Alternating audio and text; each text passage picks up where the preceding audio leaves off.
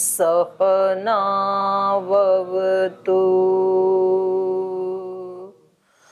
सहनौ भुनक्तु सह वीर्यङ्करवावहै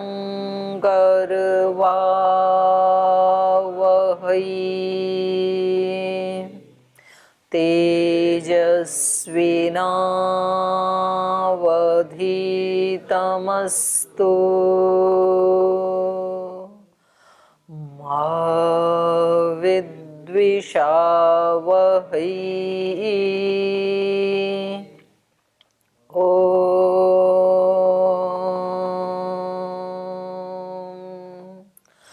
शांति शांति शांति।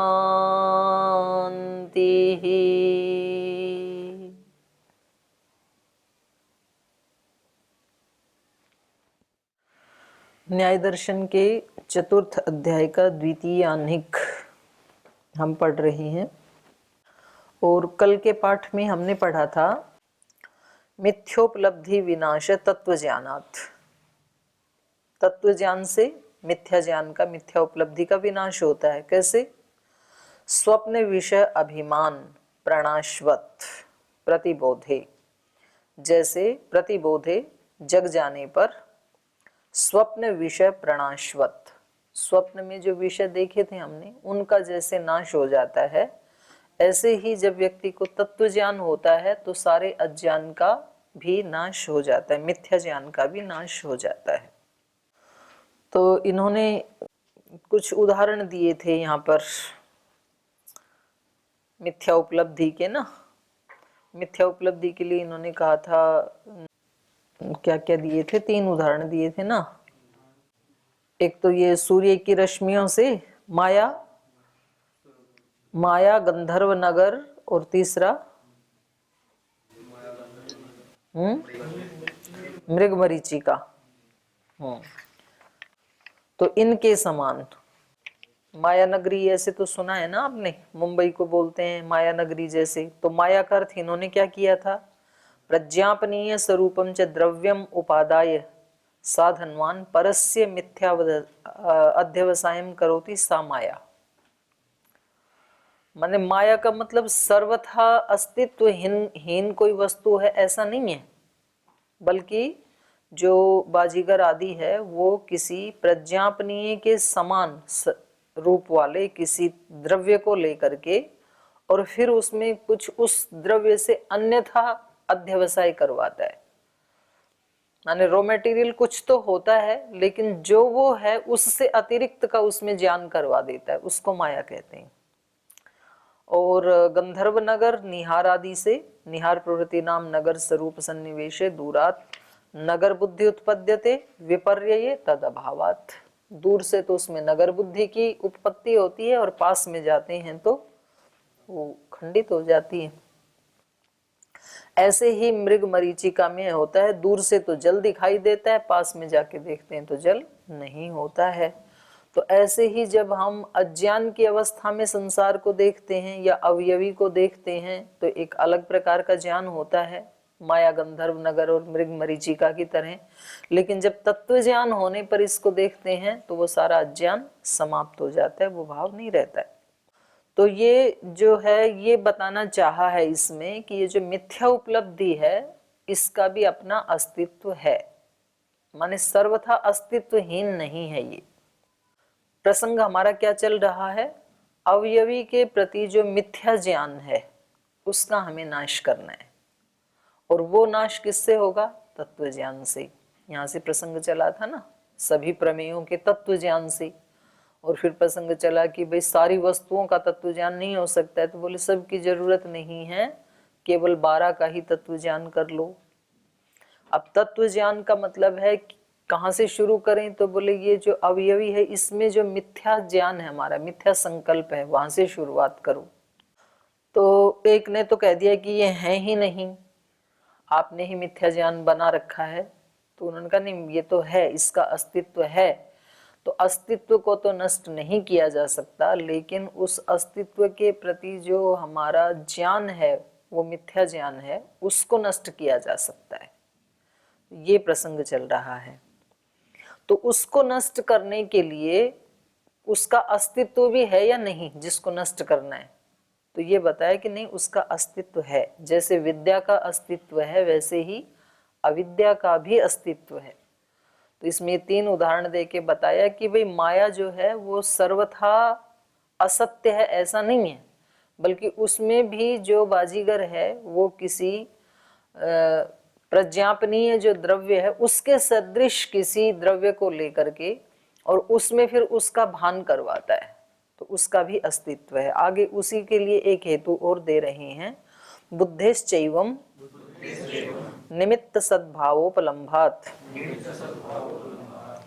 बुद्धेश्च एवं, बुद्धेश्च एवं का मतलब है कि मिथ्या ज्ञान की उपलब्धि में जैसे अवयवी की प्रधानता, अवयवी का अस्तित्व है ऐसे कहा था ना, तो अवयवी की तरह से ही बुद्धेश्च एवं, बुद्धि का भी, बुद्धि भी उसमें निमित्त बनती है। मिथ्या ज्ञान होने में, मिथ्या बुद्धि होने में एक तो अवयवी निमित्त बनता है, ये पहले से ही प्रसंग चल रहा है।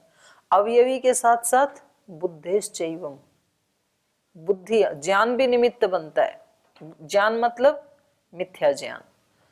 तो हमें जो मिथ्या उपलब्धि होती है किसी वस्तु की, कुछ का कुछ दिखाई दे रहा है, तो उसमें 2 चीजें निमित्त है। एक तो स्वयं वो अवयवी और एक उस अवयवी का मिथ्या ज्ञान। बुद्धेश्च एवं, ज्ञान भी, बुद्धेश्च एवं निमित्त सद्भावः उपलम्भात्, बुद्धि भी उसमें निमित्त बन करके उसके अस्तित्व को सिद्ध करती है।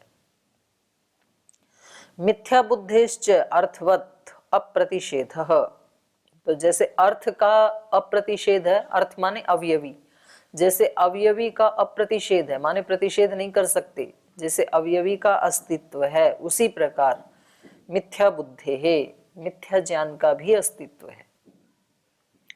कस्मात्, कैसे, निमित्तोपलम्भात्, इस बुद्धि के, मिथ्या ज्ञान के निमित्त के रूप में उपलब्ध होने से, सद्भावोपलम्भाच्च, सद्भाव की भी उपलब्धि होती है, अवयवी की भी उपलब्धि होती है, और उसके साथ साथ ही मिथ्या ज्ञान भी उसमें निमित्त बनता है। हमारे अंदर मिथ्या उपलब्धि करवाने में 2 चीजें निमित्त बनती हैं, एक अवयवी निमित्त बनता है और एक तो मिथ्या ज्ञान निमित्त बनता है। बोलिए। ओम पूज्य जी प्रणाम जी। मेरे को लगता है, मेरे हिसाब से मैं अज्ञान को ही मूल निमित्त मानूंगा, क्योंकि हाँ, वस्तु मूल तो निमित्त समान है। तो वही है, हाँ, ठीक है। क्योंकि एक ही वस्तु जिसका पर ज्ञान है अभी तक उससे। तो इन्होंने ये कहा ना, पहले इन्होंने कहा कि अवयवी है ही नहीं, तो ये तो हमने सिद्ध कर दिया कि अवयवी तो है। तो यहाँ पर चर्चा पहुंची कि तो फिर अवयवी ही हमारी मिथ्या उपलब्धि का कारण है, क्योंकि उसको देख करके ही हमें उल्टा पुल्टा दिखता है ना, राग द्वेष आदि उत्पन्न होते हैं। तो ये उसको और स्पष्ट करना चाह रहे हैं कि केवल मात्र अवयवी ही मिथ्या उपलब्धि का कारण नहीं है, बुद्धिश्च एवं, मिथ्या ज्ञान भी उसकी उपलब्धि का कारण है, मिथ्या उपलब्धि का निमित्त है, ये कह रहे हैं। उपलभ्यते मिथ्या बुद्धि निमित्तम, उसी को कह रहे हैं कि ये मिथ्या बुद्धि है, ये भी निमित्त के रूप में उपलब्ध होती है। मिथ्या बुद्धिश्च प्रत्यात्म उत्पन्ना गृह्यते, और ये मिथ्या उत्पत्ति ये हर आत्मा को गृहित होती है, सबको पता है। कैसे? संवेद्यत्वात्, ऐसी उसको अनुभूति होती है, उसको पता चलता है कि भाई ये चीज मेरी समझ में नहीं आ रही है, इसका क्या स्वरूप है वो मुझे नहीं पता, तो इसका मतलब मुझे इसके बारे में अज्ञान है। तो मिथ्या बुद्धिश्च प्रत्यात्म उत्पन्ना गृह्यते संवेद्यत्वात् तस्मात् मिथ्या बुद्धि अपि अस्ति इति, इसलिए मिथ्या बुद्धि का भी अस्तित्व है।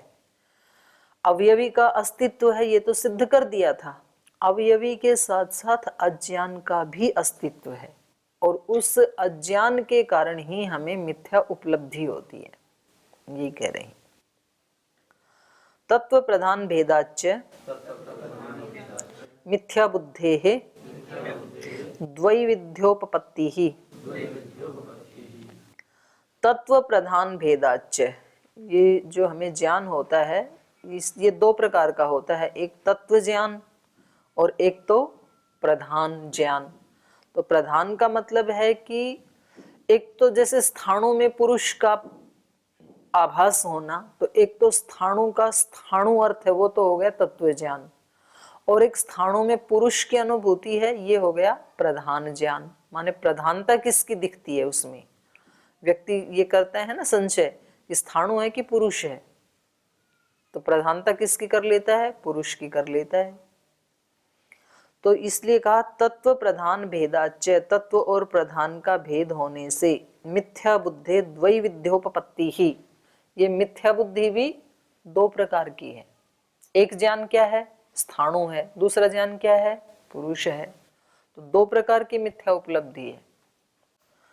तत्वम स्थाणु इति प्रधानम पुरुष इति, ये स्थाणु है या पुरुष है, इसमें तत्व तो क्या है, स्थाणु, और प्रधान क्या है, पुरुष। तत्व प्रधानयोः अलोपाद, अलोपाद को खोला भेदात, तत्व और प्रधान का अलोप होने से अर्थात तत्व और प्रधान का भेद होने से स्थाणौ पुरुष इति मिथ्या बुद्धि उत्पद्यते, स्थाणु में ये पुरुष है ऐसी मिथ्या बुद्धि की उत्पत्ति होती है, मिथ्या ज्ञान की उत्पत्ति होती है। इसलिए सामान्य ग्रहणार्थ, क्योंकि दोनों में समान धर्म का ग्रहण होने से सामान्य धर्म ग्रहण होते हैं, दोनों की उनकी हाइट उनकी चौड़ाई एक जैसी सी है। तो ये क्या कहना चाह रहे हैं कि अविद्या का भी अपना अस्तित्व है, उसके कारण भी ऐसे होता है मिथ्या उपलब्धि। तो इसमें स्थानों में पुरुष दिखाई देना, एवं पताकायाम बलाका इति, कहीं सफेद झंडे फहरा रहे होंगे तो दूर से क्या लगा, बुगले उड़ रहे हैं। तो पताकायाम बलाका इति, पताका में बलाका का बगुले का आभास होना। लोष्टे कपोत इति, कहीं लोस्ट पड़ा था और लगा कि कबूतर बैठा है, दूर से देखा तो इसका मतलब है कि मिथ्या ज्ञान का भी अपना अस्तित्व है। न तो समाने विषये मिथ्या बुद्धि नाम समावेश, समान विषय में मिथ्या बुद्धि का समावेश नहीं हो सकता है। क्यों? सामान्य ग्रहण अव्यवस्थानात्, सामान्य के ग्रहण की अव्यवस्था होने से मिथ्या ज्ञान उत्पन्न होता है। सामान्य धर्म दोनों में दिखाई दे रहे हैं, स्थानों में भी और पुरुष में भी। अब इस सामान्य ग्रहण की व्यवस्था नहीं हो पा रही कि ये स्थाणु ही है या तो पुरुष ही है, तो यहाँ मिथ्या बुद्धि का समावेश है। यदि सामान्य धर्म का ग्रहण हो जाए, या तो उस ठोंठ का कोई पत्ता हिलता हुआ दिख जाए, या तो पुरुष है तो उसका हाथ ऊपर दिख जाए, उंगली आदि, तब तो फिर मिथ्या बुद्धि का समावेश नहीं होगा। तो ये कह रहे हैं कि समान विषय मात्र से मिथ्या बुद्धि का समावेश नहीं होता है, बल्कि सामान्य ग्रहण अव्यवस्थानात्, जो सामान्य धर्म है उसकी अव्यवस्था होने से, माने उसका निश्चय न होने से मिथ्या बुद्धि का ग्रहण होता है। यस्य तो निरात्मकम निरुपाख्यम सर्वम तस्य समावेशः प्रसज्यते, यस्य तो जिस पूर्व पक्षी के मत में निरात्मकम, कोई भी अवयवी है ही नहीं, स्वरूप ही नहीं है किसी भी चीज का, निरात्मकम निरुपाख्यम, उपाख्यान करने के लिए कुछ है ही नहीं, अवयवी भी नहीं है, सर्वम तस्य समावेश प्रसज्यते, तो उसकी दृष्टि में तो सब जगह ही समावेश होने लगेगा। सब जगह समावेश होने लगेगा मतलब मिथ्या ज्ञान का। किसी भी वस्तु को आप कुछ भी बोलोगे फिर, क्योंकि वहां तो आप तो अवयवी तो मान ही नहीं रहे हो, तो वहां तो सब जगह, क्योंकि केवल मात्र अवयव ही अवयव हैं, तो वहां तो मिथ्या ज्ञान का सब जगह ही समावेश होने लगेगा। आपके यहाँ तो कोई व्यवस्था बन ही नहीं पाएगी। ऐसे हो जाएगा जैसे गंधादौ च प्रमेये गंधादि बुद्धयः मिथ्या अभिमताः तत्व प्रधानयोः सामान्य ग्रहणस्य च अभावात् तत्व बुद्धय एव भवन्ति। जैसे गंधादौ प्रमेये, जो गंध आदि जो प्रमेय हैं उनमें गंधादि बुद्धयः मिथ्या अभिमताः, गंध आदि बुद्धि भी क्या हो जाएंगी, मिथ्या हो जाएंगी, क्योंकि मान ही नहीं रहे ना वो तो किसी अवयवी को, किसी भी वस्तु के अस्तित्व को। तो वहां पर तो तत्व प्रधानयोः सामान्य ग्रहणस्य च अभावात्, तो वहां तो तत्व प्रधान के सामान्य ग्रहण का अभाव हो जाएगा, क्योंकि ना तो कोई प्रधान है ना तो कोई तत्व है, तो उसका अभाव होने से इन गंध आदि का भी अभाव ही होने लगेगा। तत्व बुद्धय एव भवन्ति, सामान्य ग्रहणस्य च अभावात् तत्व बुद्धय एव भवन्ति, या तो सब चीज उनकी दृष्टि में तत्व बुद्धि ही होंगी, या तो सब चीजें मिथ्या बुद्धि ही होंगी। तो ये केवल मिथ्या बुद्धि नहीं होगी उनके मत में। तस्माद् अयुक्तम एतत् प्रमाण प्रमेय बुद्धयो मिथ्या इति, तो इसलिए यहाँ जो इन्होंने कहा था कि ये प्रमाण प्रमेय क्या है, ये आपके ज्ञान में है केवल, वास्तव में प्रमाण प्रमेय है नहीं, ऐसा जो कहा था इन्होंने, ये अयुक्तम एतत्, प्रमाण का भी अस्तित्व मानना पड़ेगा और प्रमेय का भी अस्तित्व मानना पड़ेगा। इति द्वादशभिः सूत्रैः बाह्यार्थ भंग निराकरण प्रकरणम, तो ये 12 सूत्रों के द्वारा बाहर के जो पदार्थ हैं और ये पदार्थों का जो भंग करना, माने इनके अस्तित्व का अस्वीकार करना, ये जो मत था पूर्व पक्षी का, उसका यहाँ पर निराकरण किया गया है। माने बाह्य पदार्थों का भी अस्तित्व है और उनके साथ साथ मिथ्या ज्ञान का भी अस्तित्व है, ये बताया गया। दोष निमित्तानां तत्व ज्ञानात् अहंकार निवृत्ति ही इति उक्तम। दोष निमित्तानां माने दोषों के निमित्त के, दोषों का जो निमित्त है उनके, उस निमित्त के तत्व ज्ञानात्, उसका तत्व ज्ञान हो जाने से अहंकार निवृत्ति, अहंकार की निवृत्ति होती है। इति उक्तम, ऐसा आपने कहा था, शुरू में कहा था ना, ये तो प्रथम सूत्र में ही कहा था कि दोष निमित्त हैं जिसके, माने जिस निमित्त से दोष होते हैं, क्या है वो निमित्त, राग द्वेष मोह, 3 बताया था ना। तो उनका तत्व ज्ञान से, उनके तत्व ज्ञान से अहंकार की निवृत्ति हो जाती है, ऐसे बताया था। अथ कथम तत्व ज्ञानम उत्पद्यत इति, तो ये बताओ कि ये तत्व ज्ञान उत्पन्न कैसे होगा जिससे कि दोष निमित्तों का नाश हो सके। तो ये जो प्रारंभ में जो विषय उठाया था, अब उस मूल विषय पर आ रहे हैं। तो कह रहे हैं उस तत्व ज्ञान के लिए क्या करना चाहिए। पहले तो इन्होंने बताया था कि जो दिन भर इंद्रियों के जो विषय हैं उनका ग्रहण कैसे करना चाहिए, मिथ्या अभिमान से मुक्त होकर के, राग द्वेष मोह से मुक्त होकर के। फिर अगला बताया अवयवी के प्रति संकल्प कैसा होना चाहिए, मिथ्या संकल्प नहीं होना चाहिए, यथार्थ संकल्प होना चाहिए। जैसी जो वस्तु है उसको उसी रूप में मानो, बढ़ा चढ़ा करके मत मानो। और इतना यदि तत्व ज्ञान हो गया, आपकी थोड़ी प्रगति हुई, तो अब आगे क्या करना है, फिर आपको समाधि लगानी है, उससे फिर विशेष तत्व ज्ञान होगा। तो समाधि विशेषाभ्यासात, समाधि के विशेष अभ्यास से तत्व ज्ञान की उत्पत्ति होती है। तो समाधि हमारे लिए ऑप्शनल नहीं है, अनिवार्य है, क्योंकि हम सबको ही तत्व ज्ञान को प्राप्त करना है और दोषों का, अविद्या का नाश करना है। तो समाधि तो लगानी ही पड़ेगी। तो दिन भर समाधि लगाने की तैयारी, और फिर कुछ काल उसके लिए सुनिश्चित हो जिसमें व्यक्ति समाधिस्थ हो, ये हमारे ऋषि हमें बता रहे हैं। तो कह रहे हैं स तो प्रत्याहृतस्य इंद्रियेभ्यो मनसः धारकेण प्रयत्नेन धार्यमाणस्य आत्मना संयोगः तत्वबुभुत्सा विशिष्टः समाधि, समाधि का अध्यार करना है। सतु माने वह समाधि, वह समाधि क्या है, प्रत्याहृतस्य इंद्रियेभ्यः, इंद्रिय के जो अर्थ हैं उधर से इंद्रियों को खींचना, जिसको हम प्रत्याहार कहते हैं। तो वही, बिल्कुल वही प्रक्रिया यहाँ न्याय दर्शन में भी बता रहे हैं। प्रत्याहृतस्य इंद्रियेभ्यः मनसः, मनसः धारकेण, मन को किसमें लगाना है, धारणा में। और धारणा से पहले योग दर्शन में भी क्या करते हैं? प्रत्याहार।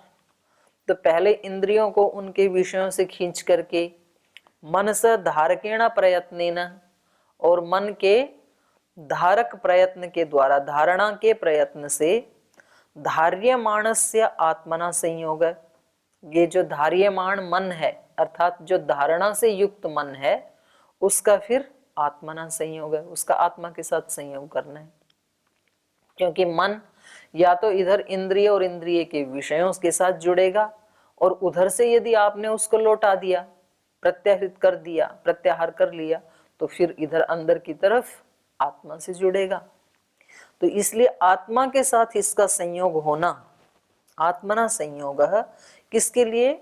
तत्व बुभुत्सा विशिष्ट, तत्व ज्ञान को प्राप्त करने की जो इच्छा विशेष है जिस व्यक्ति को, तत्व बुभुत्सा विशिष्ट, तत्व बुभुत्सा से विशिष्ट विशेष इच्छा से युक्त जो साधक है, तो उसके लिए ये समाधि का अभ्यास करना तत्व ज्ञान के लिए अनिवार्य साधन है, ये कहा जाएगा।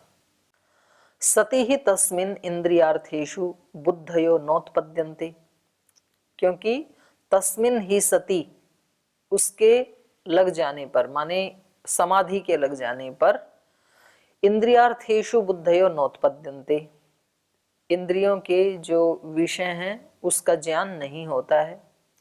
तद अभ्यास वशात तत्व बुद्धि उत्पद्यते, तो इस स्थिति का जब लंबा अभ्यास करते हैं तो तत्व बुद्धि, तत्व ज्ञान उत्पन्न होने लगता है। इंद्रियों के विषयों का ज्ञान नहीं उत्पन्न होगा, और मन को जब आत्मा से युक्त करके समाधि की अवस्था लगेगी तो फिर वहां से तत्व ज्ञान उत्पन्न होना शुरू हो जाता है।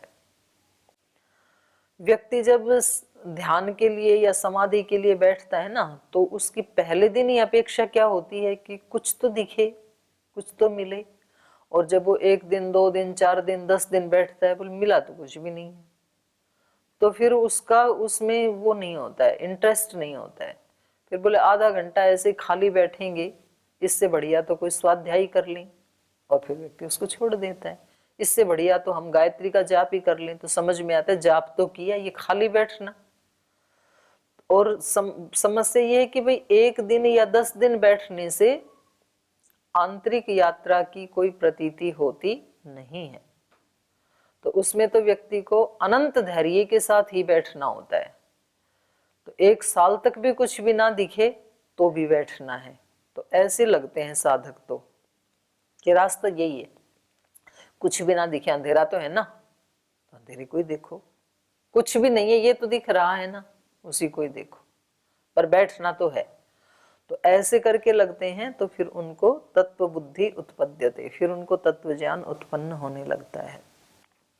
अब इसके ऊपर ये कह रहे हैं, यदुक्तम, जो आपने कहा, सति ही तस्मिन् इंद्रियार्थेषु बुद्धयो नोत्पद्यन्ते, तस्मिन् ही सति, वो समाधि लग जाने पर, इंद्रियार्थेषु बुद्धयो नोत्पद्यन्ते, इंद्रियों का के जो विषय हैं उनका ज्ञान उत्पन्न नहीं होता है। किस व्यक्ति को?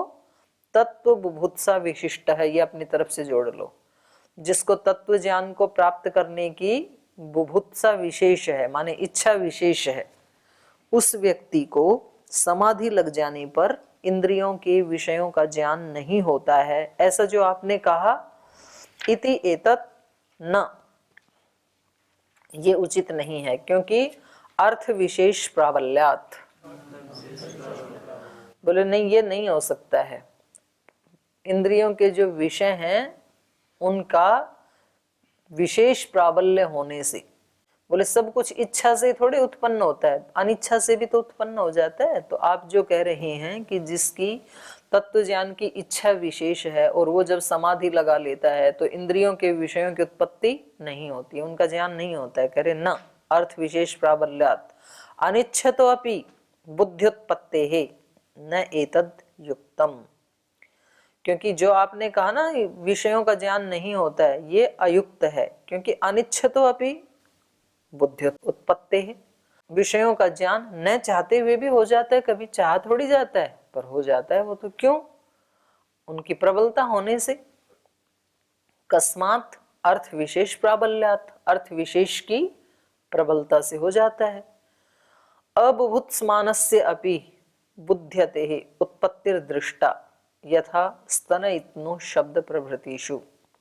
अबुभुत्स्मानस्य अपि, न चाहते हुए भी, चाहते थोड़े ही हैं, बुद्धि उत्पत्तिर्दृष्टा, न चाहते हुए भी ज्ञान की उत्पत्ति देखी जाती है।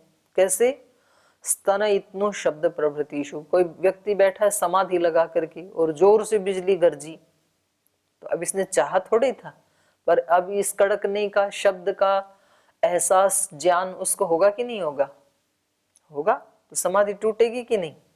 टूटेगी। तो बोल नहीं है ये, क्योंकि उसकी प्रबलता है उस विषय की, उस शब्द की उस समय, तो शब्द बलात् न चाहते हुए भी इस व्यक्ति को खींच ही लेगा।